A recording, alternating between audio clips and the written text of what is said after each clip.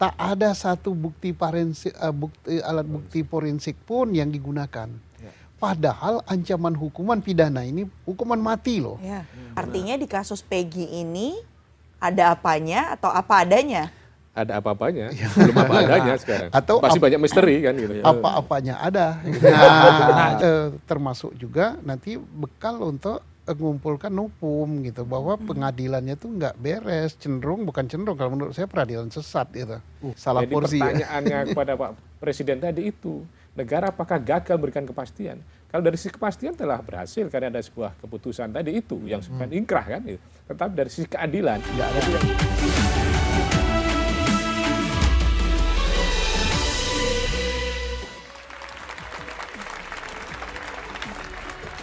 Woi, memang harus pelan-pelan ini ya. Dari gelap terbitlah terang. Wah. Badai pasti berlalu. Ya. Tapi pasti balik lagi. Ya.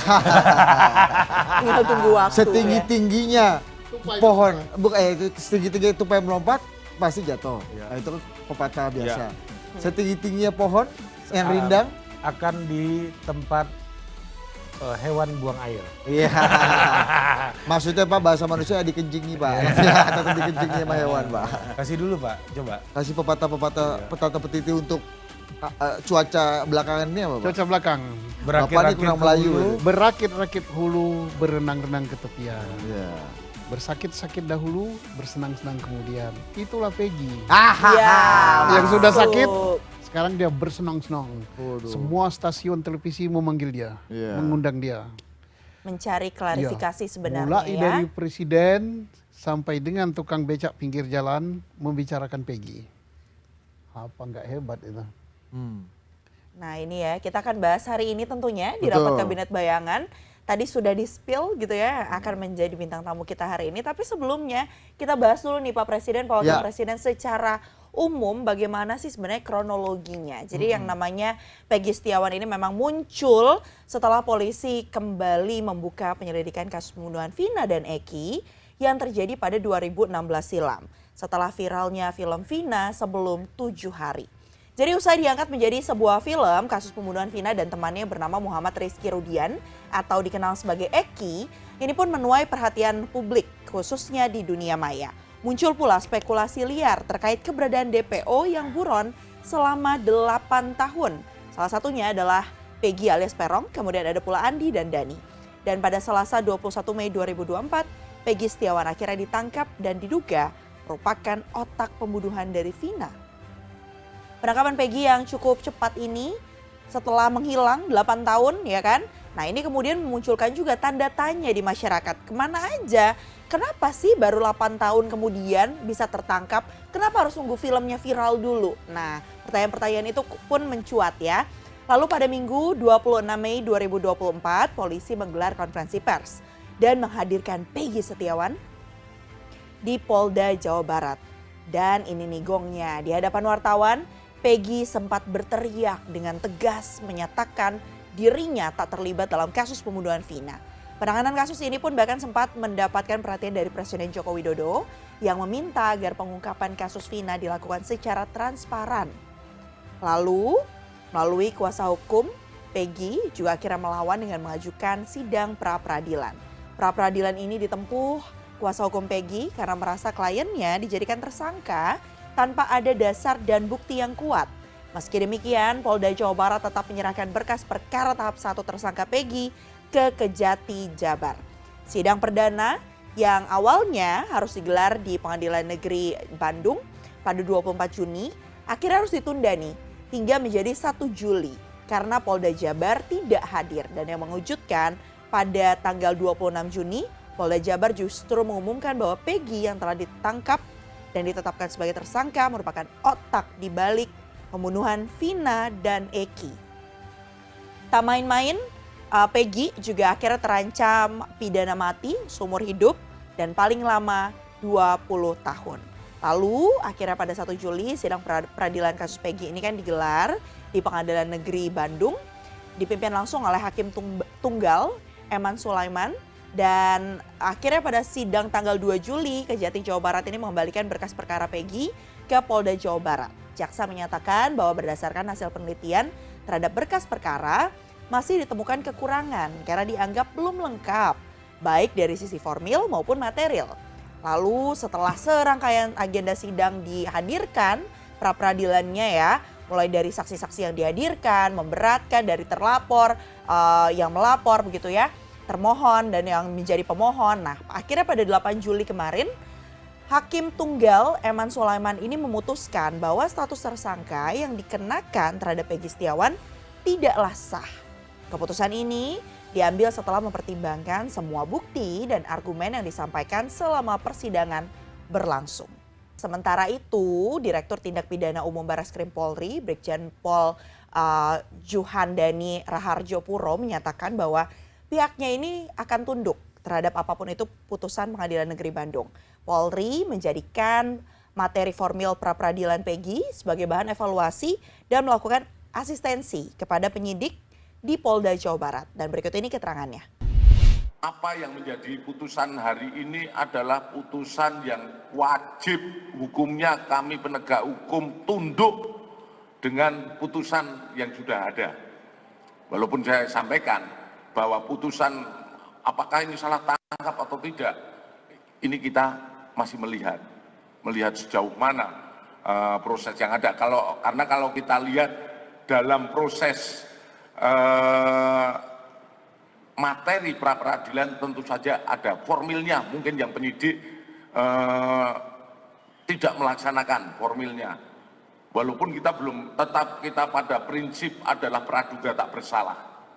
Praduga tak bersalah, kemudian apakah formil yang seperti kita ikuti bersama bahwa hakim juga menyampaikan ada formil-formil yang tidak dipenuhi oleh penyidik. Ini tentu saja menjadi evaluasi kita bersama.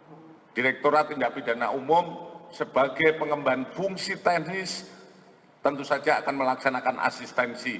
Sedangkan sampai saat ini kami sampaikan bahwa tim kami masih bekerja dan nanti kalau sudah ada hasil yang memang akan disampaikan lebih lanjut, baik itu melalui Humas ataupun Humas ataupun dari Humas Polda. Nah, artinya Peggy ini kan status tersangkanya sudah tidak sah begitu ya. Akhirnya sekarang sudah bebas juga. Nah, Pak Presiden, Pak Wakil Presiden, ini jadi pertanyaan nih. Kenapa bisa salah tangkap? Kenapa harus ditangkap dan ditetapkan sebagai tersangka setelah 8 tahun? Dan jadi ini implikasinya apa nih terhadap institusi kepolisian? Kita langsung ke Pak Jaksa Agung kita. Jenderal Susno. Jenderal Susno. Ini agak jarang jenderal polisi jadi Jaksa Agung kan, Iya. tapi kali ini di kabinet bayangan Boleh lah. kita boleh lah. Kita coba-coba aja, Ya, Pak. karena bayangan Bayangan ya boleh. tidak perlu SK, tidak perlu digaji. Iya. Ya, siapa tahu paten. Ya, Ya.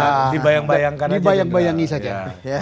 Pertanyaan pertama, Jenderal. Oh, Apa sih yang Pak membuat Jaksa dong. Pak Jaksa, Ah, ya. iya, iya. Jenderal Jaksa boleh. Ya.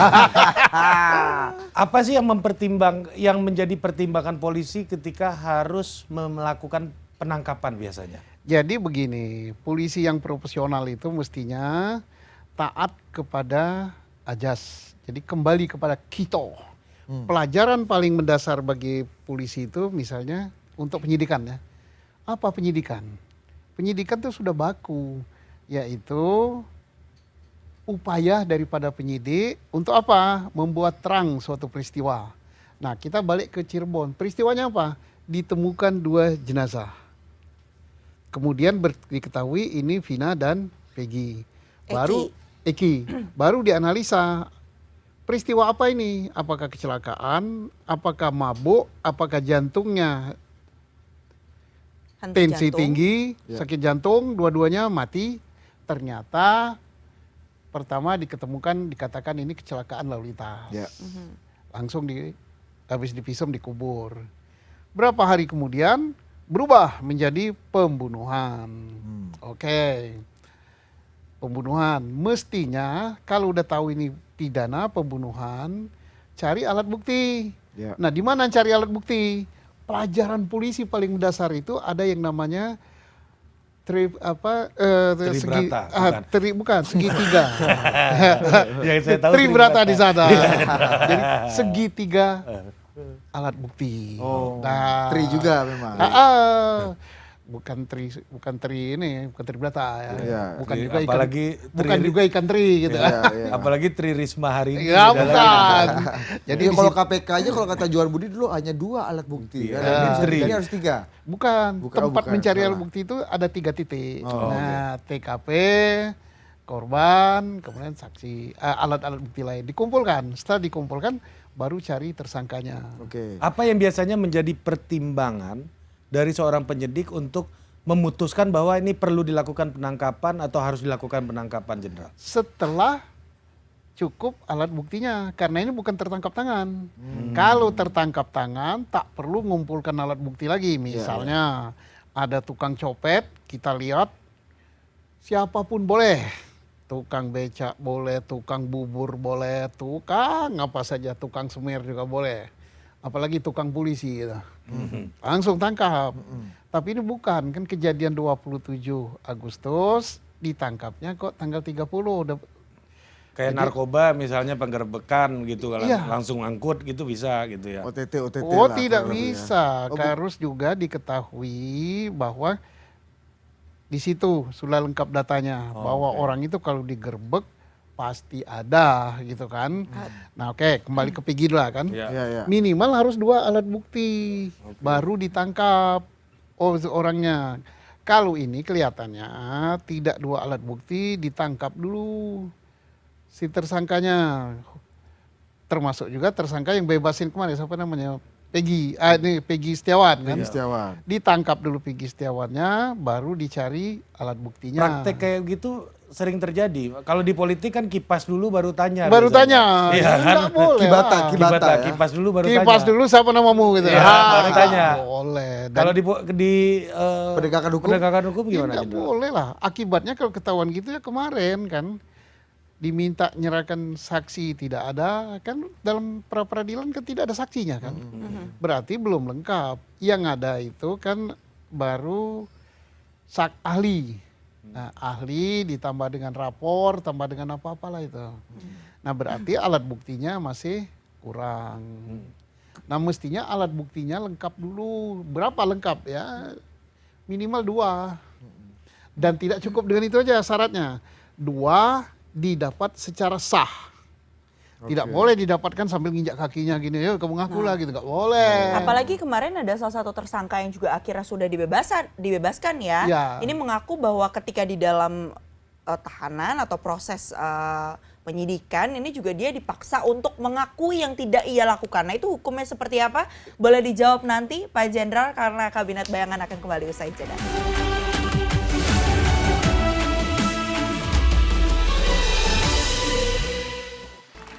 Mantap. Ya, masih di rapat Kabinet Bayangan. Ya, kita tidak hanya bersama Pak Jaksa Agung nih ya, Jenderal Susno Duaji.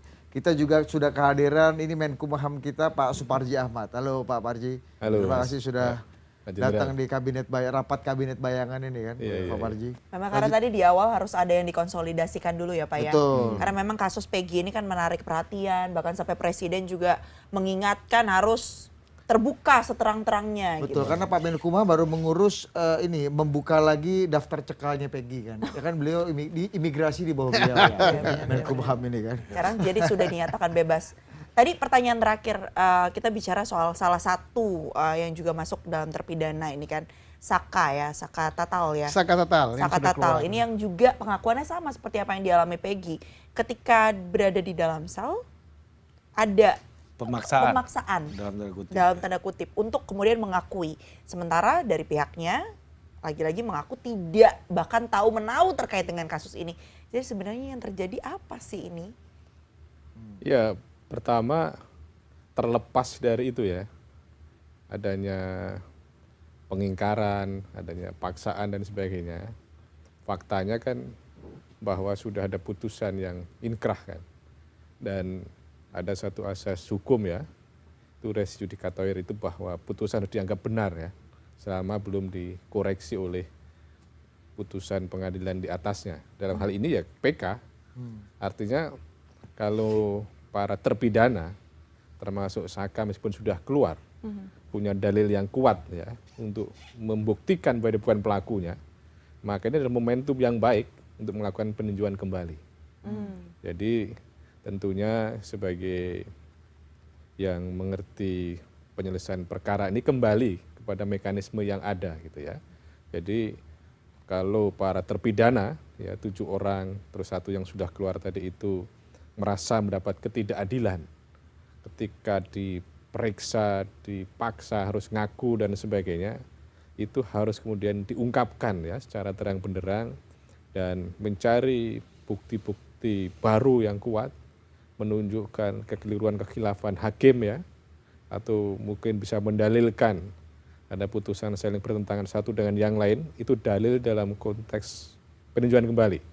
Maka disitulah nanti menjadi dasar untuk mendapatkan keadilan dan tidak menutup kemungkinan bisa dikabulkan sekiranya memang itu bisa dibuktikan dengan baik gitu ya. Nah, poin kedua tentunya ini menjadi sebuah pertanyaan besar ya dalam penanganan perkara gitu. Jangan sampai terjadi pengakuan itu sebuah kebenaran gitu. Karena prinsipnya kan orang tidak boleh dipaksa ya dalam memberikan keterangan itu. Tidak boleh dijerat, pertanyaan-pertanyaan pun tidak boleh direkayasa atau kemudian menyebabkan yang bersangkutan kemudian tidak menyampaikan apa yang sebenarnya. Kalau dia dipanggil sebagai saksi ya kapasitasnya hanya menyampaikan apa yang diketahui, apa yang dialami, apa yang didengarkan secara langsung gitu loh. Cara-cara konvensional ya dalam arti kemudian memaksa, kemudian menekan ya, merekayasa sebuah kesaksian itu tidak boleh sama sekali terjadi. Itu pelanggaran hak asasi manusia, pelanggaran hukum yang sangat serius gitu loh. Maka menurut saya poin yang ketiga adalah menjadi penting gitu ya. Jangan sampai pengakuan misalnya Saka atau kemudian yang lain itu menjadi sebuah kebenaran gitu loh.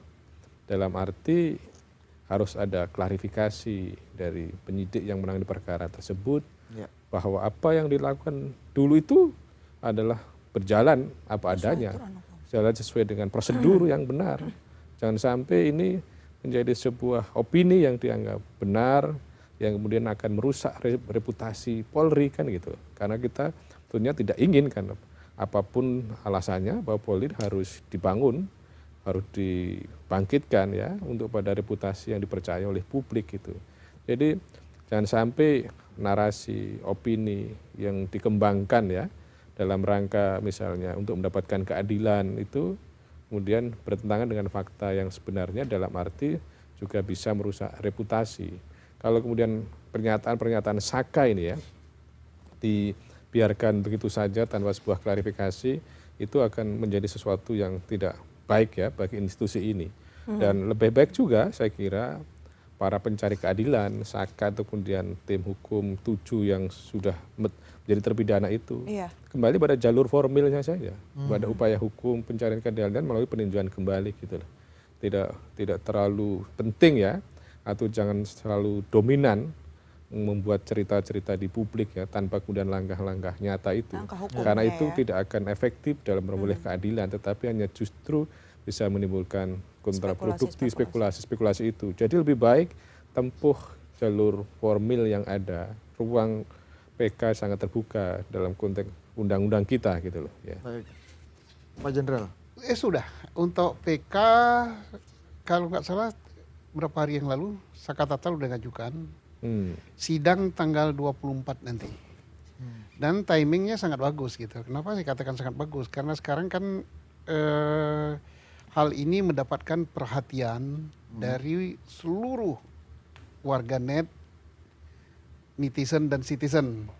Termasuk akademisi seperti beliau ini memperhatikan hal ini. Termasuk pimpinan institusi. Kapolri memperhatikan penyidiknya, Jaksa Agung memperhatikan para jaksanya, Mahkamah Agung, Ketua MA dan Hakim-Hakim Agung memperhatikan hakimnya, termasuk institusi pengawas, Kompolnas memperhatikan polisinya, walaupun nggak jelas siapa yang ngawasi dan diawasi apanya ya. Komisi apa lagi? Komisi Kejaksaan. Ngawasi jaksanya. Pak Jaksa Agung lah ya. KY ngawasi itunya, tapi nggak jelas apa hasil pengawasan. Kalau Jaksa Agung bayangan kita lebih galak daripada yang mengawasi. Komisi Kejaksaan. Tapi yang jelas mereka lagi berfungsi, walaupun kadang-kadang salah kan. Kemarin Kompolnas mengatakan sudah sesuai prosedur, nyatanya putusan hakim kan nggak sesuai prosedur gitu kan. Peradilan. Tapi nggak apa-apa lah, mereka sudah ngawasi sekarang.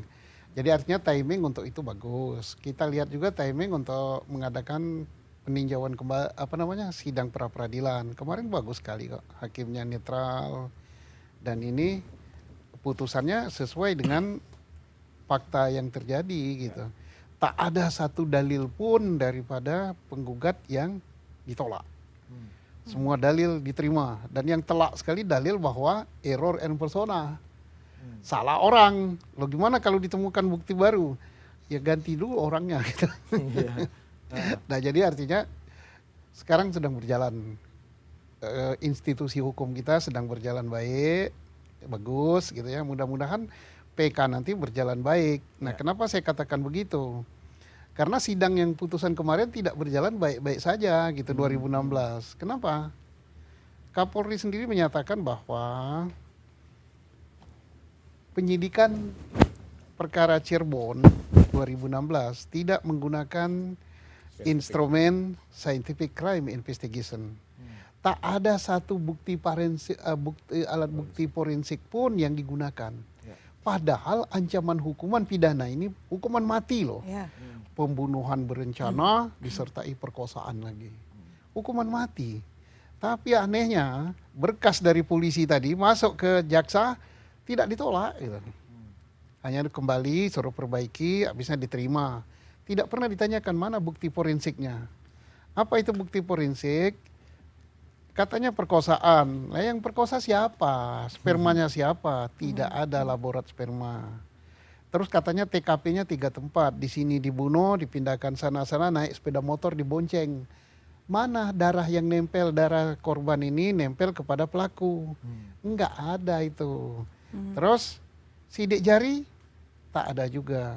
Terus apalagi HP, disita HP 6. Lah apa pembicaraan dalam HP itu? Komunikasi apa? SMS-nya apa? WA-nya apa? Terus posisi di mana pemegang HP itu? Kalau HP itu HP tersangka, apakah pada waktu sebelum kejadian, saat kejadian, after kejadian di mana posisi tersangka itu? Kan bisa diketahui dari HP. Pembunuhan berencana. Mereka pastinya merencanakan itu kan tidak langsung ketemu. Kumpul kita di sini, gini. Tidak dibuka sampai sekarang. Terus ini CCTV sampai sekarang nggak dibuka. Mudah-mudahan nggak dimakan rayap. Nah inilah kelemahan-kelemahan ini termasuk juga nanti bekal untuk mengumpulkan nupum gitu bahwa pengadilannya tuh nggak beres, bukan cenderung kalau menurut saya peradilan sesat gitu. Waduh. Menurut Pak Jenderal ini apa yang membuat sampai ujungnya kesimpulannya peradilan sesat? Ini kan artinya yang terlibat kan ini banyak gitu. Fakta. Yang namanya Jenderal. peradilan itu kan mulai dari proses penyelidikan sampai dengan inkrah kan. Teori daripada penyidikan itu adalah serangkaian tindakan penyidik untuk membuat terang suatu peristiwa. Pidana apa bukan kan itu dulu. Ini kan peristiwanya apa? Ditemukan 2 jenazah. Tugas penyidik diketahui ini pidana apa bukan. Ternyata dia katakan pidana. Walaupun Pidananya awalnya apa? dibilang kecelakaan. Taruhlah itu kan pembunuhan. Setelah pembunuhan dengan mengumpulkan alat bukti untuk mengetahui siapa tersangkanya. Faktanya ini bukan tertangkap tangan loh. Tidak boleh langsung ditangkap. Ditangkap dulu, setelah ditangkap baru dicarikan alat buktinya. Alat buktinya ini keterangan saksi yang paling banyak. Keterangan saksi ini adalah keterangan yang paling tidak bisa dipercaya. Kenapa Pak Jenderal? Mengingkari, nggak ngaku. Lah, kita di berapa di dalam ruangan ini? Taruhlah 100 gitu. Ini warnanya apa ini? Kita bersepakat ini warna benar abu-abu kan? Tapi kita bersepakat. Kalau ada yang nanya di luar kita kasih tahu apa? Merah. Ada yang nanya di luar. Tadi dalam studio tadi ya, studio apa namanya? Acara Kabinet Bayangan. Warna backgroundnya apa? Merah. Semua merah. Padahal abu-abu faktanya. Abu-abu. Berapa kita? Jadi Kalau kata orang Medan itu tipu-tipu kampung Pak Jenderal. bersepakat dalam kebohongan. Tapi kalau ini didukung dengan bukti elektronik, ada yang ngambil ini. Divideokan atau dipoto. Apalagi foto sekarang kan ada tanggalnya sini kan. Tanggal dan tempat. Tidak bisa dia. Nah, Oke lah, taruhlah 10 atau 200 di sini bersepakat, tetapi ada 5 orang atau 1 orang aja tidak bersepakat. Oh enggak, itu abu-abu. Maka keterangan saksi ini udah harus di downgrade karena ada yang nggak sama gitu. Walaupun satu, apalagi yang satu ini didukung oleh alat bukti Kedua. berupa saintifik. Maka yang 200 tadi Gugur. nggak ada gunanya. Makanya alat bukti keterangan manusia itu sangat-sangat rendah. Nah, kenapa keterangan manusia juga alat bukti ahli itu bisa lebih dipercaya? Karena dia berdasarkan ilmu pengetahuan yang kebenarannya berlaku dan diakui secara generalis. Nah, tapi pertanyaannya kenapa di 8 tahun lalu itu sampai ada 8 orang tersangka, ya akhirnya jadi terpidana dan akhirnya dibuka lagi kasusnya sekarang. Tapi kita bicara kemarin yang sudah ada 8 orang yang ditangkap, walaupun tadi disampaikan Pak Jaksa Agung Bayangan bahwa prosesnya ini perlu dipertanyakan karena tidak sesuai. Dan kenapa saat itu Nggak ada tidak bukti lanjut. dicari dulu nih bukti-buktinya baru penangkapan? Nanti boleh dijawab usai jeda ya Bapak-Bapak. Karena kami akan kembali sesaat lagi.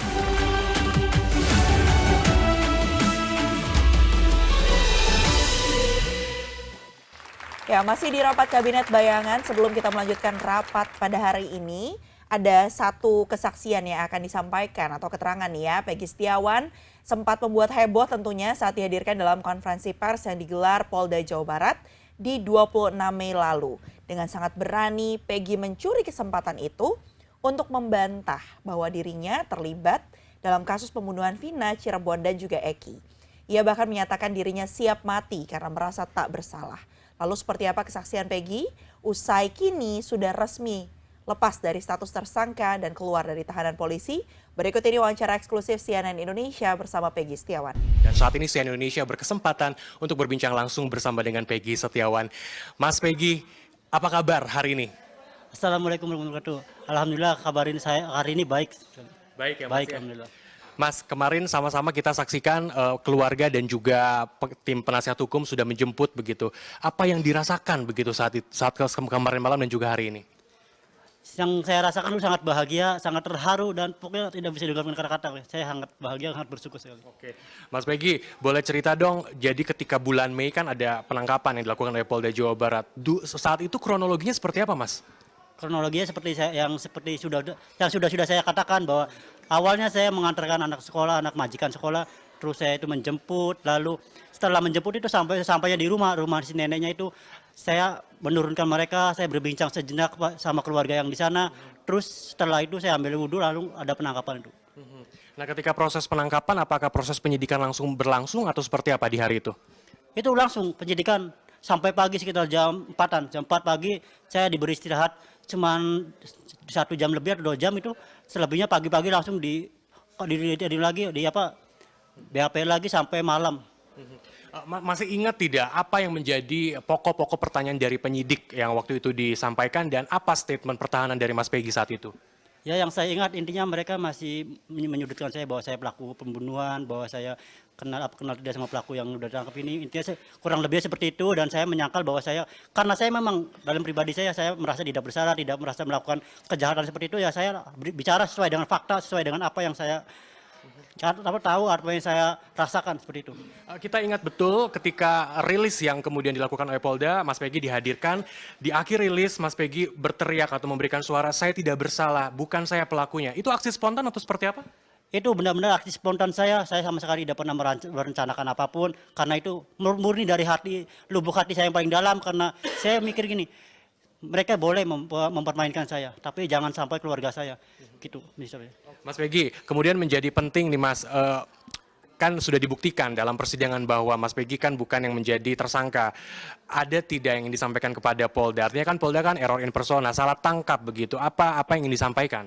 Ya, saya sampaikan terima kasih banyak buat kejadian ini, saya jadikan sebagai pembelajaran untuk bisa menjadi pribadi yang jauh lebih baik, dan selebihnya untuk kedepannya semoga pihak Polri itu bisa lebih berhati-hati dalam menyergakan status tersangka seseorang, dan semoga ini menjadi pembelajaran untuk institusi Polri untuk bisa lebih baik lagi untuk depannya seperti itu.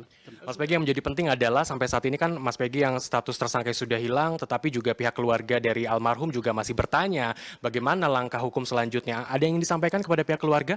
Ya pihak keluarga terutama saya mengucapkan turut berbela-sungkawa, turut berduka cita, semoga ya amal ibadah beliau korban itu bisa diterima oleh Allah Subhanahu wa taala, dan pihak keluarga semoga bisa dikuatkan keimanan ketabahannya, semoga kasus ini bisa terungkap dan pelaku dalang dibalik semua ini bisa tertangkap, bisa dihukum dengan setimpal gitu.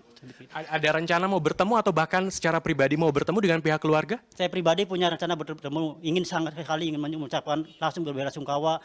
Namun saya serahkan semuanya kepada pihak kuasa hukum biar mereka yang menentukan ke depannya seperti apa. Oke, baik Mas Peggy, terima kasih informasinya sudah berbincang dengan Si Indonesia. Semoga lancar apapun yang akan dilakukan ke depannya ya Mas ya. Baik, itu dia perbincangan saya bersama dengan Peggy Setiawan. Tentu Mas Peggy dan juga keluarga akan berkumpul dan akan bertolak ke Cirebon ya Mas hari ini untuk berkumpul dengan keluarga. Yang menjadi pertanyaan berikutnya adalah bagaimana langkah dari Polda Jawa Barat untuk kemudian mengungkap dari kasus yang kemudian saat ini terjadi Vina dan juga Eki di Cirebon. Kiki Haryadi, Rusmana, Bandung, Jawa Barat. Ya, ini menarik bicara mengenai Peggy tadi Pak Presiden. Ini ada komentar dari Hotman Paris Hutapea. Bang Hotman mengatakan bahwa sebenarnya meskipun Peggy sudah diputuskan bebas dari sangkaan ini, tapi Peggy Setiawan masih berpeluang ditahan lagi oleh Polda Jabar karena Peggy ini belum bebas secara substansi. Ya, kata Bang Hotman gini, kalau penyidik memperbaiki pelanggaran hukum acara tersebut, maka proses penyidikan bisa berlanjut lagi dengan menetapkan Peggy sebagai tersangka. Ah, ini gimana, Pak Menkumham? Saya kira memang itulah salah satu. Jadi cuma prosedur aja ini yang salah satu kelemahan hakim pra peradilan kemarin. Karena pertimbangan mengabulkan permohonan pra peradilan kemarin itu hanya gara-gara tidak pernah diperiksa sebagai calon tersangka. Pertimbangannya kan itu. Bahwa putusan MK mengatakan nomor 21/2014 untuk ditetapkan calon tersangka minimal 2 alat bukti dan harus diperiksa terlebih dahulu sebagai calon tersangka.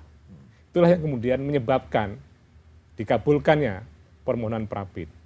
Penetapan tersangkanya batal demi hukum dan turunan-turunan putusan yang lainnya. Ya logika sederhananya, kalau kemudian penyidik punya keyakinan ya bahwa Peggy adalah sebagai pelaku, maka cukup sederhana saja, diulangi proses penyelidikan dan penyidikannya.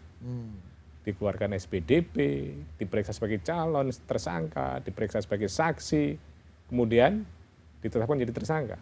Kan sekali lagi bahwa itu aspek formilnya, aspek prosedurnya. Harapan saya pribadi sebetulnya, kemarin hakim itu lebih progresif. Bahwa penetapan tersangka ini tidak sah karena tidak cukup alat bukti. Ya, tidak cukup alat bukti sehingga tidak ada dasar untuk tersangka. Kenapa tidak cukup alat bukti? Karena alat bukti yang dipakai hanya bersifat jumlah saja. Tetapi secara kualitatif alat bukti tadi itu tidak terpenuhi. Tidak ada saksi yang melihat secara langsung Peggy sebagai pelaku, tidak ada surat yang mendukung sebagai Peggy sebagai pelaku, tidak ada petunjuk yang mendukung Peggy sebagai pelaku, dan alat bukti yang lain gitu. Dan keterangan yang bersangkutan juga tidak diperiksa. Jadi itu kalau sekiranya hakim ya berani mengambil pertimbangan itu bahwa penetapan tersangka ini adalah menjadi tidak sah karena tidak cukup alat bukti, maka kemudian penyidik akan kesulitan mencari alat bukti tadi itu. Kalau alasannya kemarin hanya sebatas belum pernah sebagai calon tersangka tadi itu, jadi benar apa yang dikatakan Pak Hotman tadi itu. Sangat prosedural karena alasannya. Diulang lagi pemeriksaan. Padahal secara substansial ya bahwa sebetulnya memang salah tangkap, salah orang atau kemudian memang bukan sebagai pelakunya atau setidaknya tidak ada alat bukti dia sebagai pelaku. Tetapi karena pertimbangan seperti tadi itu bisa diulangi lagi itu proses hukum yang harapannya itu ya mestinya tidak terjadi karena sebetulnya secara keyakinan Peggy bukan pelaku. Nah kalau Pak Jenderal menanggapi komentar Bang Hotman ini gimana? Iya karena begini ya, putusan itu bagus sekali ya, bersifatnya sudah sangat progresif, sangat maju gitu. Jadi yang dalil yang diajukan oleh penggugat tak ada satupun yang ditolak. Yang paling hebat adalah tadi error and persona, salah tangkap, salah orang, ya sulit hitung gantinya. Kalau tadi prosedur lain misalnya kurang alat bukti, bisa ditambah. Prosedurnya salah, bisa dibenarkan. Tapi kalau terkait bukan ini orangnya, ya kasusnya tidak ditutup. Tapi untuk Peggy-nya sudah dihentikan. Kasus pembunuhannya masih. Apalagi seandainya ya, yang di dalam penjara sekarang itu bukan pelakunya, misalnya PK dia bebas, berarti kasus ini tanggung jawab negara untuk memberikan keadilan pada korban belum Ada pelaku yang tertangkap. terlaksana sama sekali. Kalau itu keluar semua. Jadi Itu menarik tadi Pak Jenderal, Heeh. Pak Jaksa Agung. Pertanyaan kenapa ini bisa seperti ini kan gitu loh. Ya, Kenapa bisa seperti ini? Ada orang yang dihukum tanpa bukti, orang yang dipaksa mengaku dan Iya. sebagainya. Itu Itu pertanyaan berdasarkan besar. pengakuan mereka kan yang ada di iya. dalam. Dan pertanyaan beliau tadi disambung lagi, kemana aparat kita? Kalau aparat penegak hukum mulai dari polisi, jaksa, sampai sama- hakim, sampai Mahkamah Agung sudah Satu nggak suara. beres semua. Tapi kemana Komnas HAM kita? Peristiwa si saksi, si tersangka dipukul, disertai dengan fotonya dan sebagainya, sudah dikirimkan oleh advokatnya kepada Komnas HAM. Bahkan didatangi saat pemeriksaan 2016, tapi no respon. Sudah dikirimkan kepada Komnas yang lain, tidak ada respon. Sudah dilaporkan kepada Polri, Propam, tidak juga direspon. Nah ini jadi, ini bagus sekali pembelajaran bukan hanya untuk polisi saja, untuk seluruh Indonesia, termasuk aparat kita, termasuk lembaga-lembaga yang dibentuk, pengawas kepolisian misalnya, Kompolnas, terus Komisi Kejaksaan, KY, itulah perilaku aparat kita. Nah kita baru terbangun dengan Peggy. Ya mudah-mudahan hari tanggal 8 Juli ya kemarin, itu bisa dijadikan sebagai hari kesadaran hukum bangsa. Itu saya kira memang semakin membenarkan bahwa hukum itu tidak berada dalam ruang hampa. Ya.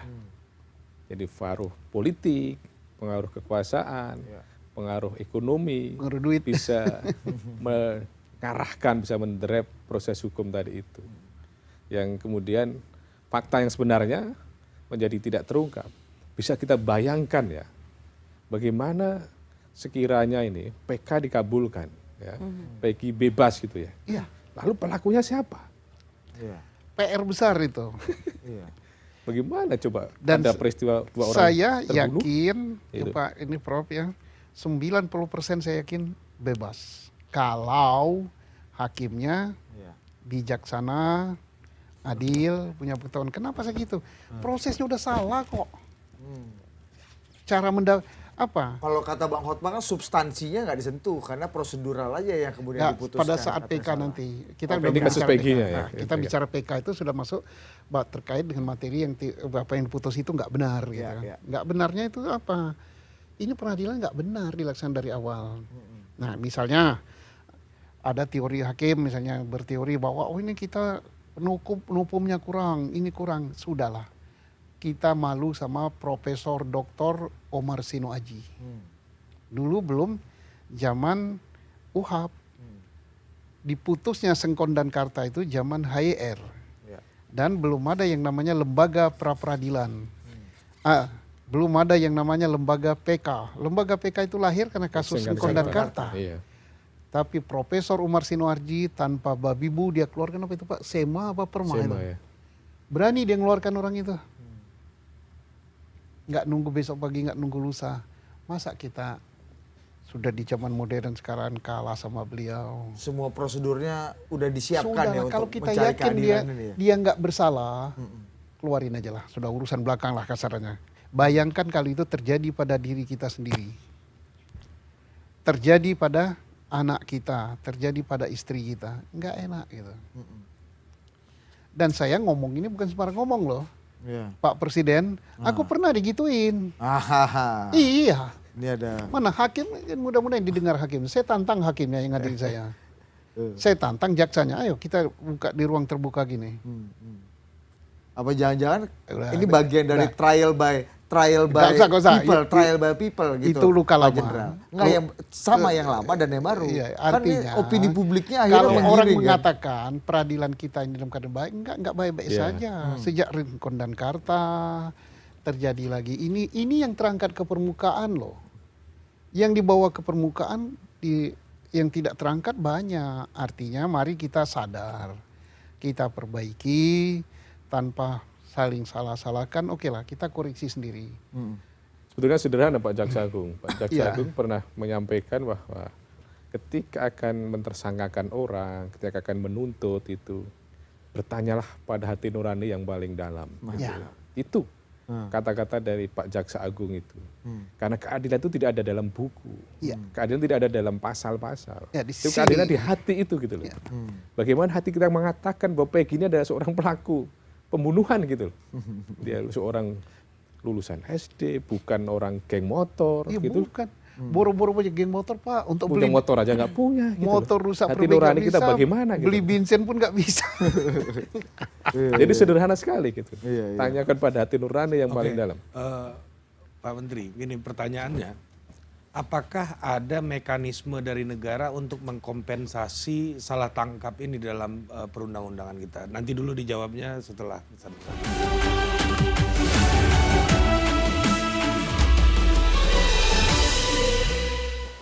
Oke, kembali lagi Dinda. Iya. Langsung aja. Kanda. Ya, Kanda Menkumham.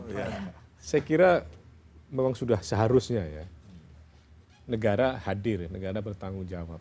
Bayangkan gitu, orang yang tidak bersalah itu dihukum, berapa kerugian material, berapa kerugian imaterial. Nggak terhitung. Nggak terhitung sama sekali. Kita aja kalau ada soal-soal misalnya dipanggil ke kantor polisi 1-2 kali udah ketinggalan kerjaan kita kan.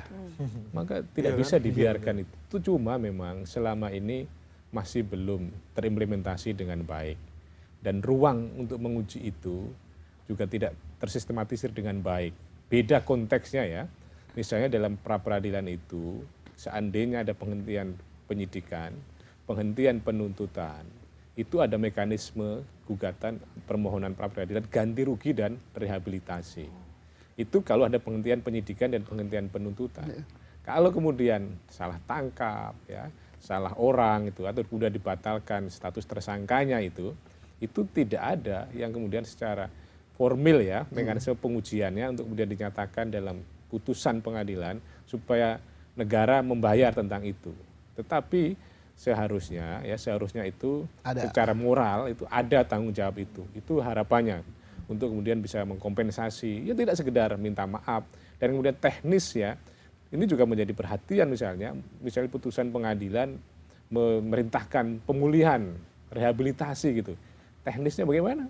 Apakah kemudian sekedar minta maaf, apakah kemudian sekedar mencabut statusnya gitu. Saya kira juga masih abu-abu. Tetapi poin pentingnya adalah menurut saya demi keadilan, ya demi pemenuhan hak asasi manusia, negara harus hadir, negara harus tanggung jawab atas kesalahan ya dalam konteks misalnya salah tangkap tadi itu, salah menetapkan tersangka itu. Supaya apa? Supaya selain ya mengembalikan, memulihkan kerugian tadi, juga supaya lebih hati-hati ke depan ya, supaya lebih cermat, lebih waspada, tidak sembarangan gitu dalam rangka melakukan Artinya upaya kan nggak paksa ada orang kos gitu. kan untuk kesalahan ini buat negara sebenarnya, buat penyelenggaraan penyelenggara hukum gitu dalam konteks ini. Seharusnya ada, meskipun kemudian secara normatif ya belum diatur secara eksplisit gitu. Ya, mungkin di mata anggaran ya, anggaran untuk salah tangkap itu mungkin tidak ada. Tidak ada. Tetapi kan undang-undang tertinggi kita kan sumber daripada sumber hukum kita kan Pancasila. Keadilan lah, keadilan sosial. Keadilan itu di mana? Kemudian Undang-Undang Dasar 45, negara wajib melindungi segenap warga dan tumpah darahnya. Termasuk ini perlindungan loh. Bukan hanya dilindungi dari serangan musuh dari Taliban atau segala macam ya. Ini negara yang berbuat ini. Polisi yang melakukan penyidikan salah tangkap dan semua itu negara itu. Ya personifikasi Pak Jaksa negara. Agung bisa mengusulkan presiden saya kira. Presiden Iya. buat pernyataan secara terbuka, perintahkan untuk, kemarin kan perintahkan ungkap secara terbuka. Terbuka. Sekarang perintahkan untuk kasih ganti rugi. Iya, ya, Menteri rehabilitasi. Keuangan kasih rugi. Nah, Gitu. kemudian kita himbau juga kalau seandainya nanti ini PK, kalau PK-nya dikabulkan, hakim tidak salah buat terobosan, hakim boleh buat undang-undang kok kalau undang-undangnya belum ada. Perintahkan kepada Iya. negara untuk membayar ganti rugi sebanyak sekian. Nanti pasti akan ribut. Pasti. Anggarannya dari mana? Anggarannya dari mana? Kenapa hakim mutus gitu? Tidak berdasarkan undang-undang. Jawab aja. Tita, gitu kan. Berdasarkan UUD 45 dan Pancasila. Itu dimungkinkan itu, Jenderal. Mungkin. Soal Hakim- rasa keadilannya Hanya dimungkinkan. beliau hakim tuh boleh buat undang-undang kok. Hakim kan melakukan fact finding, melakukan penemuan hukum kan. Iya. Jadi punya keruan, punya diskresi yang sangat terbuka. Tinggal hakimnya berani apa Berani atau tidak. tidak. Judulnya kan demi keadilan kan gitu. Iya. Demi keadilan. Kalau orang salah tangkap masuk Didiamkan saja. Didiamkan saja. Enggak demi keadilan kalau itu namanya kan. Nggak gitu. adil. Oke, menarik. Tapi kalau kita bicara ini ya Pak Jenderal, ini kan pasti kan kesalahan yang agak sistemik seperti ini kan juga melibatkan tidak sendiri pasti bermainnya. Kalau memang itu kesalahan yang disengaja. Nah, indera penciuman Pak Jenderal ini Kalau bagaimana secara melihatnya? lembaga kan kita lihat yang sudah di penjara itu kan tidak sendiri kan. Tidak sendirinya mana? Mulai dari penyelidik, penyidik, penuntut, kemudian pengadilan tingkat pertama, pengadilan banding, pengadilan kasasi, sudah sampai ke Mahkamah Agung ini kan.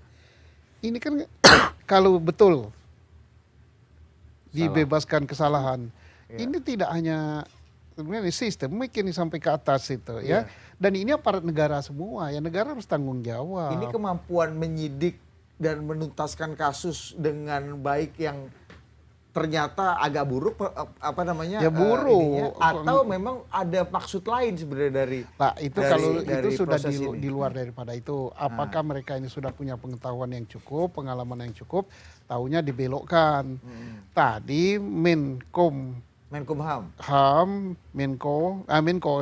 Menkumham. Menkumham sudah sampaikan apakah ini ada faktor money, kekuasaan dan lain sebagainya sudah. Nah, itu bukan tugas kita. Tinggalkan internal kan masing-masing ada inspektorat, ada pengawas untuk diselidiki. Kenapa sih penyidiknya kok sudah punya pengetahuan tapi kok belok?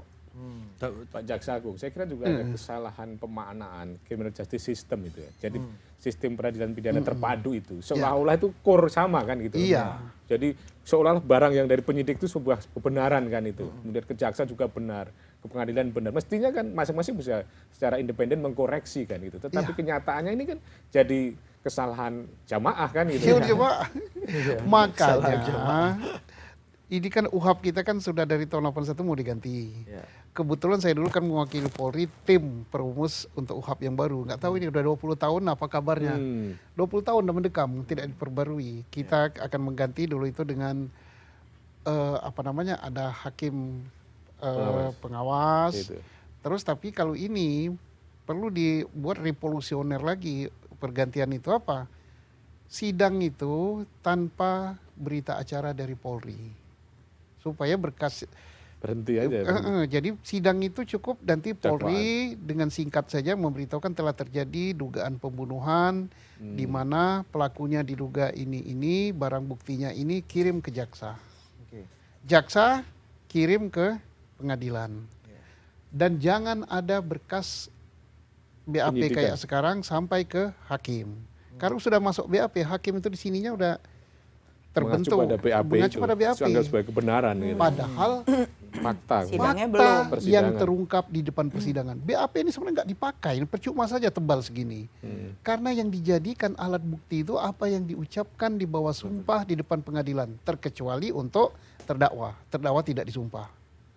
Tapi sekarang terbalik. Kalau orang menyimpang dari BAP, hakimnya melotot. Sini kamu coba, ini tanda tangan siapa? Siap, saya Pak. Kenapa kamu tanda tangan begini? Dan Padahal mungkin ada faktor-faktor Ya, ya, yang faktor membuat tadi. akhirnya dia memberikan Tapi karena kesaksian Karena nggak sesuai terbuka untuk BAP. umum. Iya, kan? karena Tidak di terbuka situ untuk umum. ada polisi, ada jaksa, ada apa-apa, sebelum hakimnya udah marah sih terdakwa tadi kan banyak orang kecil kan udah gemeter gini. Iya Pak, iya Pak. Oh, itu psikologi persidangan juga berpengaruh juga ya Pak Ya, Jenderal ini ya. kan persidangan yang salah. Amanat daripada undang-undang itu, alat bukti itu adalah keterangan yang terungkap di depan Persidangan. persidangan di bawah sumpah kalau Bukan untuk BAP, gitu. bukan BAP. Mohon izin Jenderal, tadi Pak Menkumham sempat menyinggung bahwa dalam proses hukum itu tidak berjalan di dalam ruang hampa. Ini menarik. Ada faktor politik, faktor ekonomi, faktor kedekatan dan lain-lain. Subjektivitas tentunya menjadi faktor yang berpotensi untuk mempengaruhi jalannya proses. Nah, Iya. bagaimana untuk membangun kesadaran bahwa begini, kita sadar bahwa di dalam proses ini adanya intervensi dari faktor-faktor lain Taunya gitu. dari mana? Taunya dari mana proses itu? Ya. Kan makanya tahu siapa yang tahunya dari mana? Ya. Yang ingin tahu tuh siapa? Bagaimana kemudian Publik, tahu gitu kalau hakim, tidak ada. Publik, hakim, dan stakeholder hukumnya Kalau tentunya. hakim kan mereka yang memainkan apa-apa ada tidak pengaruh itu kan mereka yang menentukan saya mau dipengaruhi apa tidak.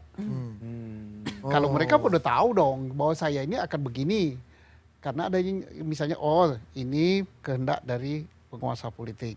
Ini karena cukong. Ini kan dia yang mainkan kok. Itu mereka sadar harusnya biasanya Bisa yang membaca terjadi. itu. Karena sebetulnya 2 kata saja sederhana, membedakan apa adanya atau ada apa-apanya. Ada apa-apanya kan gitu aja. Kalau ada apa-apanya itu berarti nggak sesuai dengan fakta.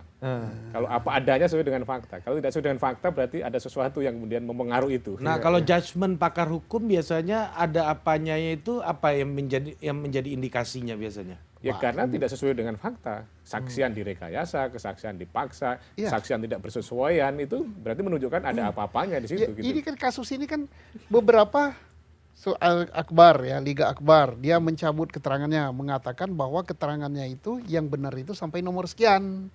Nomor sekian ke sini bukan keterangan saya, tapi saya disuruh tanda tangan. Kalau tidak akan ada apa-apanya. Banyak yang cabut. Termasuk yang di penjara itu kecuali 1 orang yang ada kelemahan mental, yang lainnya cabut semua. Oke. Nah, ada apa itu? Artinya di kasus Peggy ini ada apanya atau apa adanya? Ada apa-apanya, belum apa adanya sekarang. Atau Pasti banyak misteri kan gitu. Apa-apanya ada. Nah, Jenderal, biasanya kan dalam proses persidangan pengacara itu kan punya kontribusi lah, punya peran gitu ya, Ya. untuk Dalam ngebrief. undang-undang kepengacaraan ini sederajat, sama-sama penegak hukum, jaksa, polisi, hakim dan sebagainya Ya. itu setara. Dalam saksi ini loh, dalam kesaksian, pasti pengacara kan punya kontrol dalam tanda kutip atau punya akses kepada saksi yang akan dihadirkan di dalam persidangan. Nah, pertanyaannya gini, apa sih yang membuat batasnya antara membrief saksi untuk menyiapkan persidangan dengan rekayasa kesaksian? Iya, betul. Bedanya apa sih gitu antara keduanya itu? Kalau merekayasa itu jelas tidak boleh ya. Bisa Itu obstruction of justice. Iya, obstruction of halangi justice perintah. karena dia menghambat, mengacaukan, kacau balau lagi bukan seperti kacau Rintangan aja. Ya. penyidikan. Tapi kalau memberi pengarahan kamu nanti akan jadi saksi. Sebelum jadi saksi kamu disumpah. Nanti sampaikanlah apa yang kamu ketahui. Betul-betul dari kamu, jangan apa yang kamu dengar atau kamu ini kan kalau dengar kan de audito ya. Ya, jadi betul-betul yang kamu mengerti gitu, kamu lihat atau kamu Ini kan kerjakan. normatifnya, tapi kan praktiknya kan nggak selalu begitu kan, Jenderal? Apalagi kalau jadi saksi yang meringankan gitu biasanya. Lah itulah dihadirkan. namanya penyimpangan kan. Yang namanya pengacara itu, yang benar itu adalah untuk agar hak-hak daripada orang yang dibelanya itu tidak terzolimi. Bukan membuat yang benar jadi salah, yang salah jadi benar. Bukan itu. Dan ini kan kalau kapasitasnya sebagai saksi kan beda kapasitasnya sebagai tersangka, sebagai terdakwa kan. Dalam saksi kan nasihat-nasihatnya beda dengan kapasitasnya sebagai Iya. tersangka itu loh ya. Tidak didampingi juga gitu. Batasnya apa antara brief dan rekayasa itu? Cerita, rekayasa cerita. Brief itu ya untuk yang baik. Rekayasa itu tidak sesuai dengan fakta kan. Fakta. Brief itu sesuai dengan fakta dan sesuai dengan norma yang sebenarnya kan gitu. Semua jadi proporsional kan. Dan ini menjadi hati-hati juga bagi para penasihat hukum, para pengacara gitu ya. Supaya kemudian tidak main-main ya dengan sebuah fakta. Karena itu bisa berdampak pada dirinya sendiri gitu loh ya. Ya kan kalau menambahkan bisa jadi problem. Iya. Tapi kan mengurangi itu lu jangan ceritain nih bagian ini. Nggak boleh juga kan itu. Berarti kan merekayasa tidak sesuai dengan fakta yang sebenarnya. Kemudian mengatakan pura lupa dan sebagainya. Kan nanti bisa pendekatan yang sentek parafim tadi kan. Nah, Ability bagaimana detector kan gitu kan. cara akhirnya kita bisa peradilan bisa tahu hal itu gitu. Peradilan itu siapa? Hakim gitu misalnya. Ya bisa dinilai saja dari kesaksian yang bersangkutan, kesesuaian dengan saksi yang lain, kesesuaian dengan alat bukti yang lain kan itu. Karena hakim tidak bisa mendasarkan hanya satu alat bukti berupa saksi saja. Minimal 2 Minimal 2 kan. untuk membangun keyakinannya. 2 pun kalau dia nggak yakin nggak bisa. Dia bebaskan. Jadi minimal 2 Dan untuk minimal mendapatkan harus yakin, keyakinan. gitu. Tidak boleh juga yakin tanpa Tanpa- alat bukti. Kalau yakin tanpa alat bukti nggak perlu sidang. Iya. Oh yakin ini dia, udah selesai. Iya. Makanya rumusannya itu keyakinan yang dilandasi 2 alat bukti. Itu iman itu Ya. juga. Nah, Alat bukti melahirkan keyakinan kan. Alat bukti tadi yang bisa melahirkan keyakinan itu alat bukti yang benar, yang didapatkan secara sah, bukan karena penyiksaan, bukan karena rekayasa. Terus apalagi bersesuaian. Nggak bisa misalnya pisomnya ngomong ini tidak ditusuk, kemudian keterangan saksinya ngomong ditusuk, ya kan nggak nyambung gitu. Tapi kan ini gini Pak Menteri, kasus yang berjalan panjang sekali kan dari tahun 2016. Iya. Ini soal artinya kan negara gagal memberikan kepastian hukum kan dalam konteks ini. Nanti dulu dijawab, kita break dulu.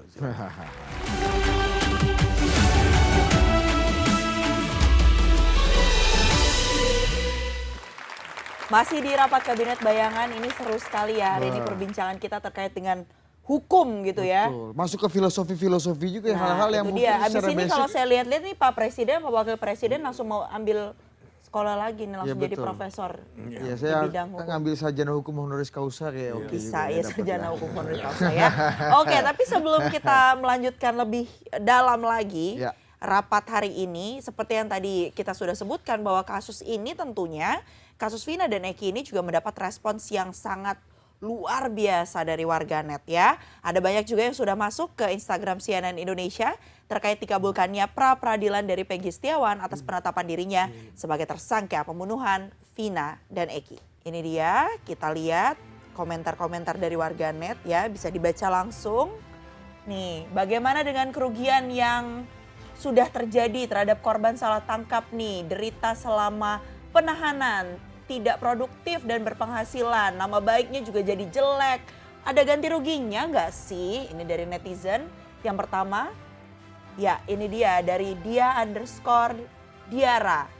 Periksa semua polisi yang terlibat dalam penangkapan Peggy Setiawan. Hukum harus adil. Wah, berat nih ya.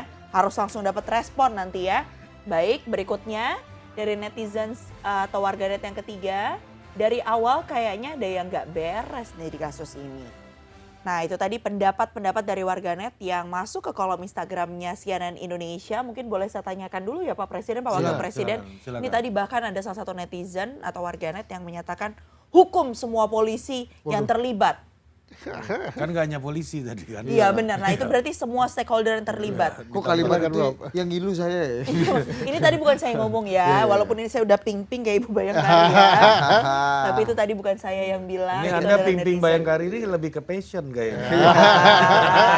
Boleh lanjut aja Minggu Pak. lalu hijau Anda. Iya.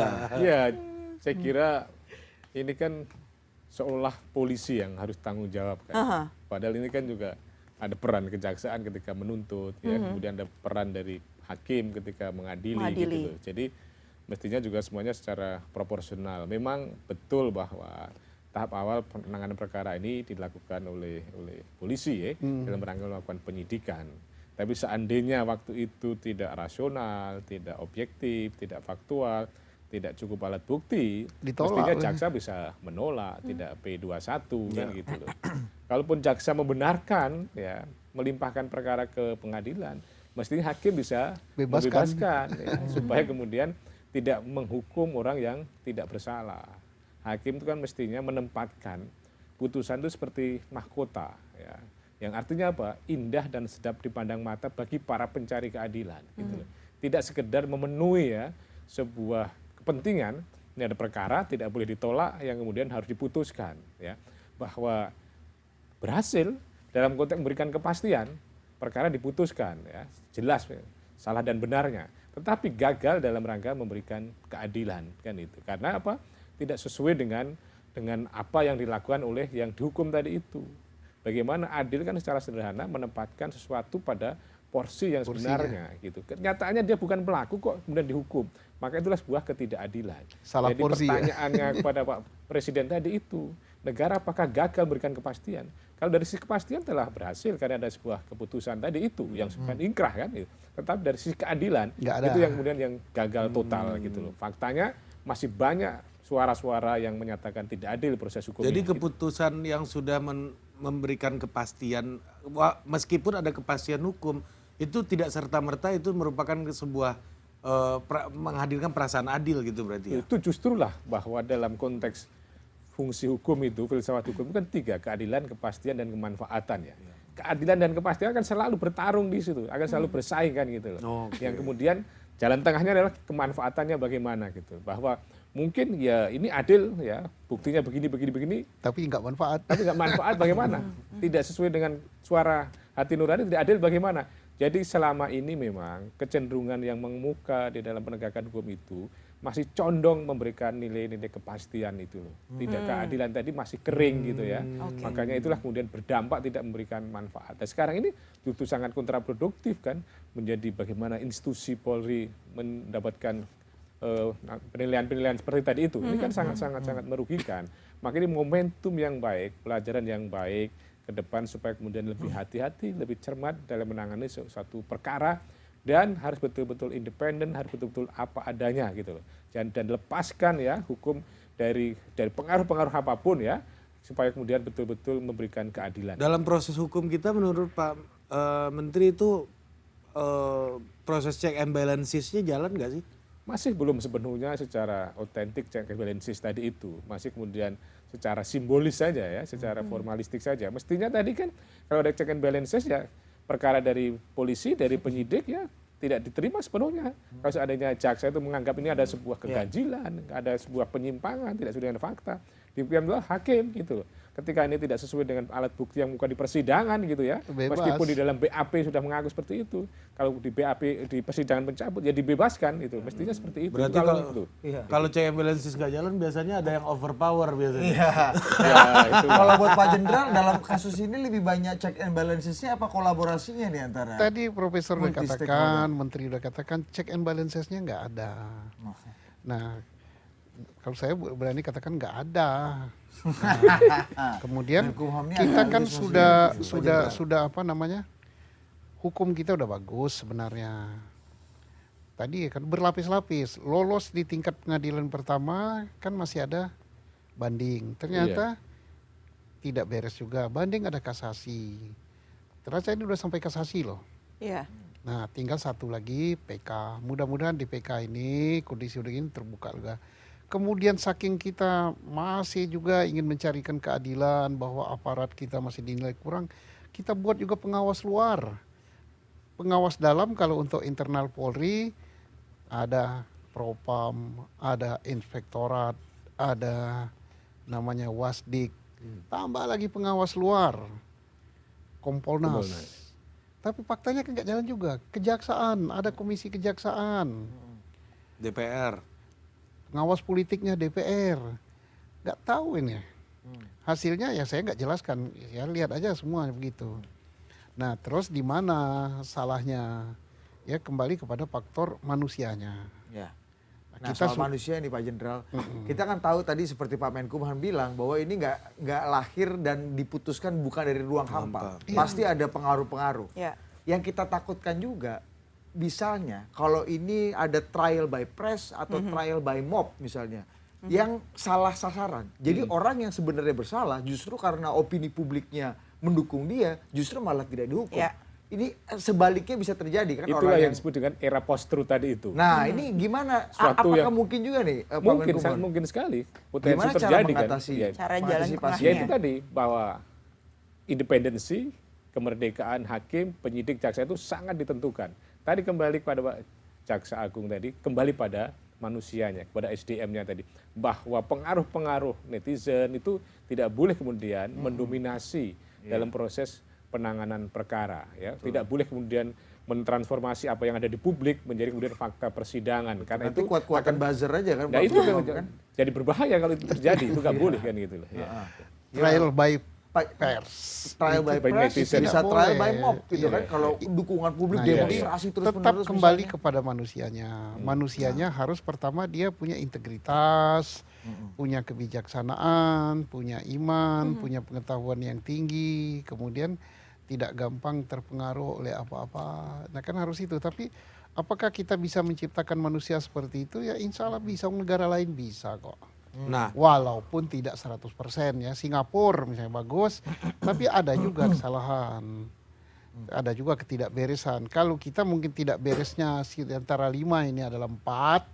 Mungkin kalau kita perbaiki kita harap 5 yang tidak beres itu 1/4 dari 1 ini. Kapan itu? Ya inilah proses. nah tadi kan Siapa yang memproses? Ya kita ngobrol kayak gini, ini dipublikasi, membangunkan kesadaran dari semua pihak. Dan tidak bisa ini bem salah bem besok pagi, bulan depan, tahun Langsung depan menang. nggak bisa. Mungkin giliran cucu Nah, kita. mohon izin Pak Jaksa Agung. Pertanyaannya selanjutnya adalah ketika tadi Pak Jaksa Agung berbicara soal SDM dalam proses hukum kita, ini kan kaitannya dengan kelembagaan dari penyelenggaraan hukum. Nah, untuk untuk posisi penyidik sendiri di dalam kelembagaan kita di kepolisian khususnya gitu ya, itu kualifikasinya dan rekrutmennya untuk posisi itu tuh biasanya seperti apa sih berjalannya? Apakah sudah meritokratik atau seperti apa biasanya? Kalau aturan itu sudah lengkap sekali. Mulai dari persyaratan, cara merekrut, cara menilai, cara mengawasi. Tapi yang melakukan cara pemerekrutan, penilaian, segala macam kan orang kan. Misalnya saya memegang itu, pengawasan, persyaratan, kemudian pengalaman, kemudian dan lain-lain itu sudah lengkap, bukunya udah tebal. Tapi aplikasinya gimana? Karena yang ngoperasikan tadi kan manusia. Nah, artinya implementasinya, aplikasinya sudah ke orang yang tepat, di posisi yang tepat, atau seperti Ya, apa nih? Boleh ini- dijawabnya tapi usai jeda.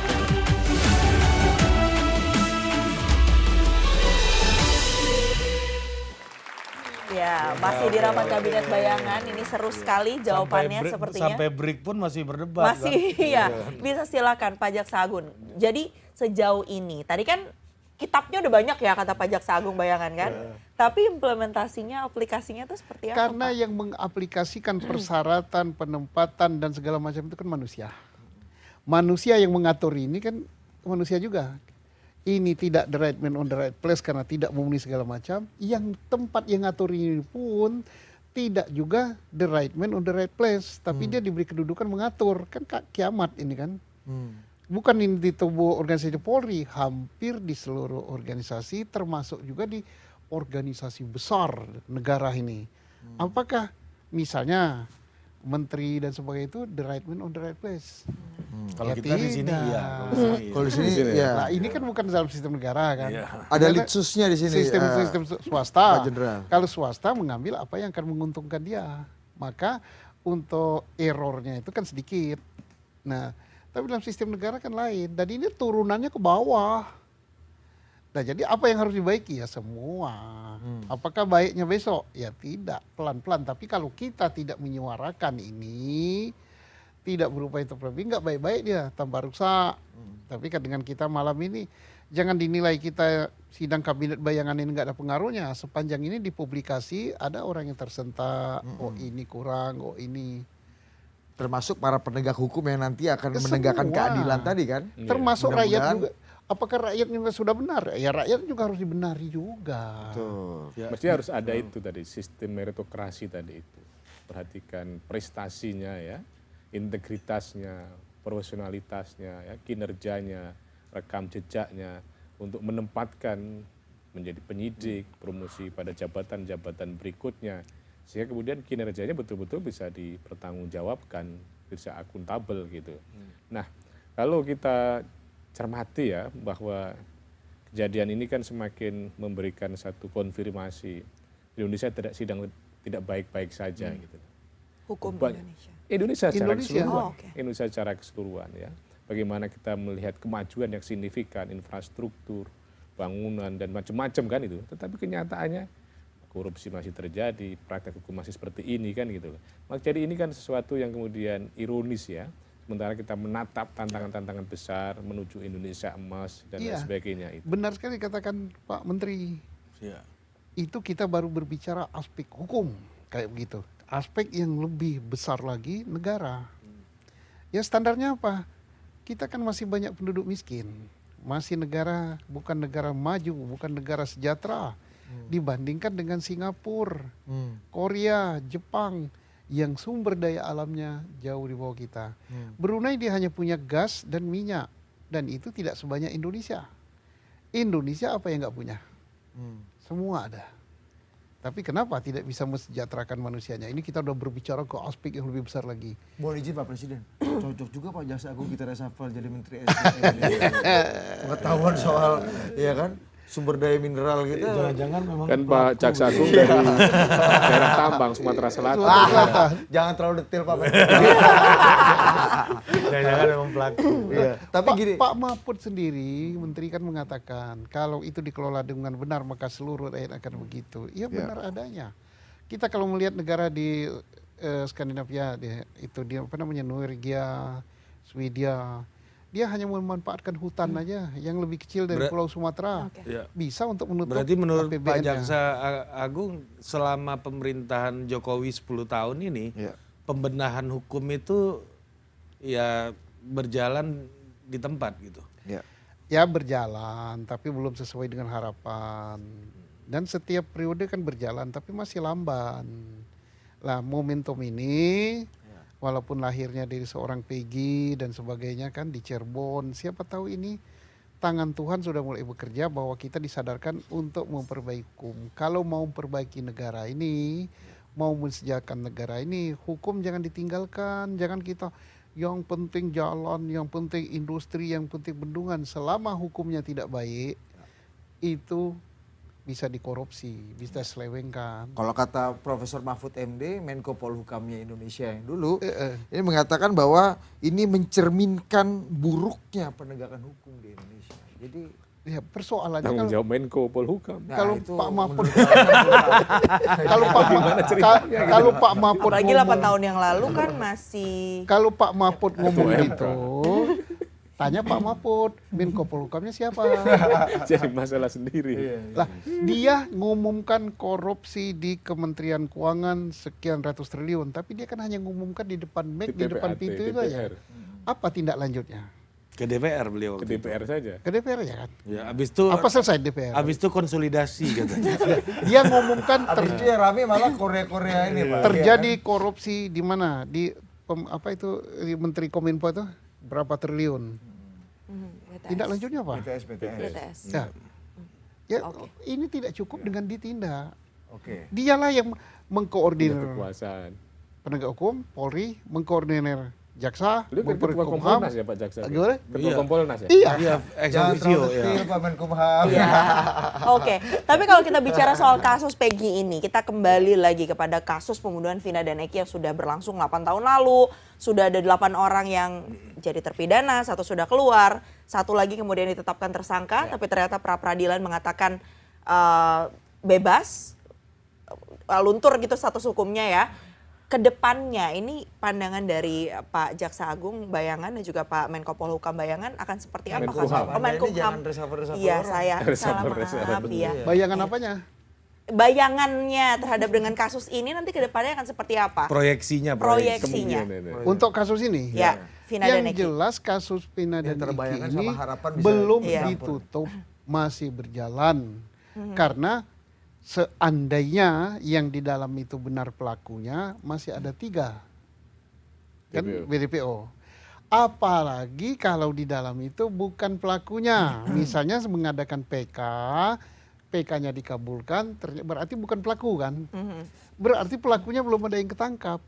Tanggung jawab negara untuk memberikan keadilan dan melindungi warganya kepada keluarga korban. Oke. Harus dicari itu. Silakan. Ya, Menkumham. menurut saya ini menjadi tantangan dan ujian bagi polisian dan saya yakin juga mampu menjawab ya untuk kemudian melakukan antisipasi ya untuk menyelesaikan perkara ini.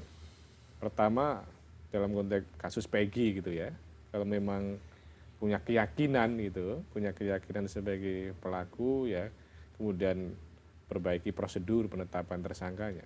Tetapi kalau memang tidak ada keyakinan ya, tidak ada alat bukti yang mendukung itu, ya tutup buku untuk kasus Peggy dan mencari pelaku yang lain gitu loh, yang tidak membuang energi kan itu, supaya kemudian ada evaluasi yang secara mendalam kan gitu.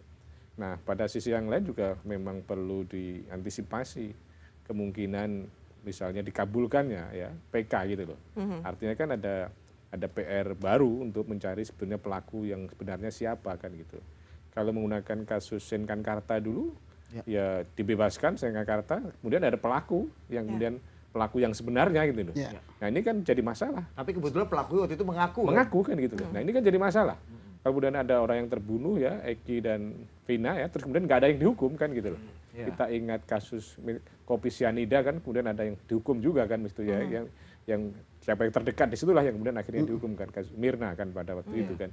Nah ini juga jangan sampai terjadi ya, Jessica kasus itu waktu itu kan, bagaimana jangan sampai terjadi ada orang yang terbunuh, ada peristiwa pidana, tidak ada orang yang dihukum sama sekali, jadi bertanggung jawab, menjadi sungguh tidak adil, tetapi menjadi tidak adil lagi kalau orang yang salah dihukum itu loh. Jadi orang yang tidak salah itu kemudian dihukum itu ya, itu menjadi sangat tidak adil lagi itu. Maka inilah pekerjaan besar penegak hukum untuk kemudian menghadirkan keadilan bagi negeri ini. Gitu. Oke, terima kasih Pak Menkumham ya. Dan ini tadi menarik tuh kesimpulan dari Pak Menkumham, kalau orang yang nggak salah dihukum malah menghadirkan ketidakadilan, akan menghadirkan ketidakadilan. Juga kalau tidak ada yang dihukum juga akan menghadirkan ketidakadilan. Iya, tapi lebih tidak adil lagi. Kalau orang yang salah dihukum. dihukum. Orang tidak salah dihukum, ya berarti yang salah bebas kan? Iya. Itu lebih tidak adil. Agak dalam soal komentar yang terakhir tadi. Oke, ya yang pasti semoga dari kasus ini juga bisa ditemukan titik terang ya, bisa mengadili seadil-adilnya. Jangan sampai tadi seperti kata Pak Menkumham ya, harus ada yang tidak bersalah tapi harus diadili gitu, jangan sampai ya. Oke, baiklah. Sampai ketemu lagi di sidang Kabinet Bayangan minggu depan. Sampai jumpa.